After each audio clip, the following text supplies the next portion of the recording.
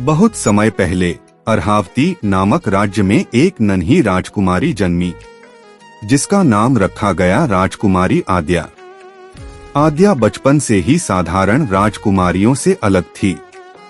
जहां दूसरी राजकुमारियां महलों में सजीदजी रहती थीं, आद्या तलवार चलाना, घुड़सवारी करना और रहस्यमयी किताबें पढ़ना पसंद करती थी।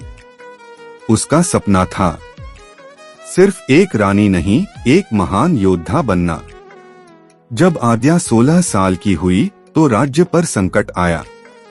पुरानी भविष्यवाणी के अनुसार राज्य की रक्षा के लिए चिरंजीवी रत्न लाना जरूरी था, जो 7 पहाड़ों के पार अनंतवन के गहरे अंधेरे में छिपा था। लेकिन रास्ता आसान नहीं था। डरावने राक्षस, जादुई पहरेदार और खतरनाक दलदल आद्या का इंतजार कर रहे थे। राजा ने कई योद्धा भेजे, पर कोई लौटकर नहीं आया। तब आद्या ने सिंहासन के सामने सिर झुकाया और बोली, अगर कोई नहीं लौट सकता तो आपकी बेटी जाएगी और वह जीतकर लौटेगी। राजा और रानी पहले डर गए, लेकिन आद्या की आंखों में ऐसी चमक थी जिसे कोई नहीं रोक सका। यात्रा शुरू हुई।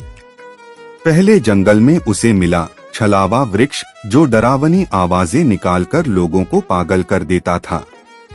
लेकिन आद्या ने अपनी माँ से सीखा था, डर केवल मन का भ्रम है। उसने मंत्र पढ़ा और दृढ़ता से आगे बढ़ती रही। फिर रास्ते में आया पत्थर का राक्षस। वह इतना बड़ा था कि आद्या की तलवार भी उस पर असर नहीं कर रही थी। लेकिन राजकुमारी चालाक थी। उसने राक्षस के पैरों के पास की दलदली मिट्टी में जाल बिछा दिया। जैसे ही राक्षस फंसा, आद्या ने तेजी से उसे बांधकर रास्ता साफ कर लिया।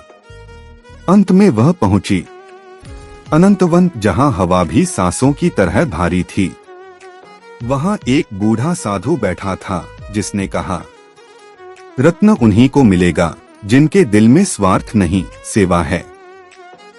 आद्या ने अपना तलवार नीचे रख दी और कहा, मैं रत्न सिर्फ अपने राज्य को बचाने के लिए चाहती हूँ, खुद के लिए नहीं। तभी जमीन फटी और वहां से एक सुनहरी रोशनी निकली। चिरंजीवी रत्न उसकी आंखों के सामने आ गया।